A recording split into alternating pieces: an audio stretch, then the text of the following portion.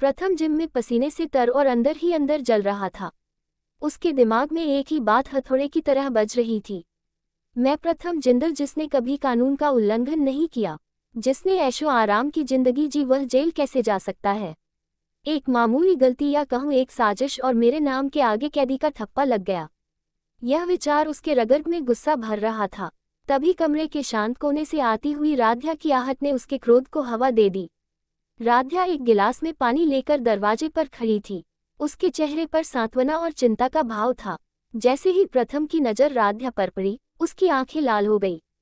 उसका खून खौल उठा। उसके लिए राध्या अब सिर्फ उस भयानक अतीत का चेहरा थी, उस बदनामी का कारण थी।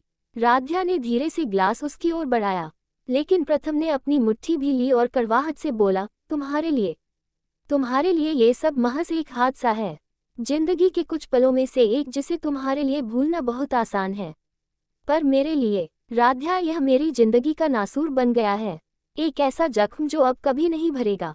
उसकी आवाज में दर्द और आक्रोश था। जेल जाकर आया हूँ मैं राध्या। मुझ पर अब एक क्रिमिनल का टैग लग चुका है और मैंने मना किया ना पीना मुझे। कहते हुए उसने झटके से राध्या के हाथ पर प्रहार किया। पानी का गिलास नीचे गिरा। कांच के टूटने की आवाज से जिम की शांति भंग हो गई और पानी फर्श पर फैल गया जैसे उनके रिश्ते में आई दरार। प्रथम बिना एक पल रुके गुस्से में दरवाजा खोलकर वहां से तेजी से चला गया। दरवाजे की ओट में खड़ी दादी यह सब देख रही थी।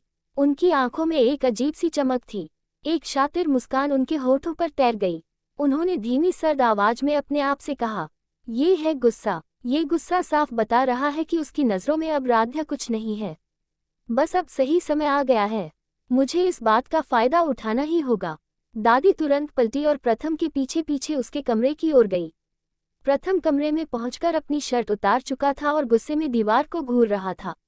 दादी ने दरवाजे पर दस्तक दी और अंदर आकर बहुत ही शांत और दुखी आवाज में बोलना शुरू किया, जैसे वह प्रथम के दर्द को महसूस कर रही हो। बेटा प्रथम, दादी ने एक गहरी सांस ली। मैंने अभी अभी सब देखा। तुम्हारा गुस्सा जायज है। मैं जानती हूँ कि तुम क्या महसूस कर रहे हो। जेल, वह भी उस अपराध के लिए जो तुमने किया ही नहीं। वह धीरे से प्रथम के पास आए और उसके कंधे पर हाथ रखा। परंतु बेटा, एक बात मुझे अंदर ही अंदर खाए जा रही है। दादी ने अपनी आवाज को और भी अधिक दर्दनाक बना दिया। ये राध्या, वो इतनी आसानी से कैसे ये सब भूल सकती है? जिस लड़की के कारण तुम इतनी बड़ी मुसीबत में पड़े, आज वह तुम्हारे सामने इतनी निश्चिंत, इतना सहज व्यवहार कैसे कर सकती है? दादी ने प्रथम की आंखों में देखा। मुझे हमेशा से लगता था कि वह सीधी है, पर उसकी यह साफ दिली अब मुझे नाटक लगती है। तुम जेल में थे और उसने क्या किया? उसने बस हादसा मानकर चुप्पी साध ली। उसे तो शर्मिंदा होना चाहिए था, पश्चाताप करना चाहिए था, पर नहीं। वो तो अब घर में ऐसे घूमती है जैसे कुछ हुआ ही ना हो। सच तो यह है बेटा कि उसे तुम्हारी इज्जत, तुम्हारे दर्द की कोई परवाह नहीं है। उन्होंने अपनी बात पर जोर देते हुए आगे कहा, तुम जानते हो मैं क्या सोचती हूँ? वह इस परिवार के नाम और पैसे के लिए यहाँ है।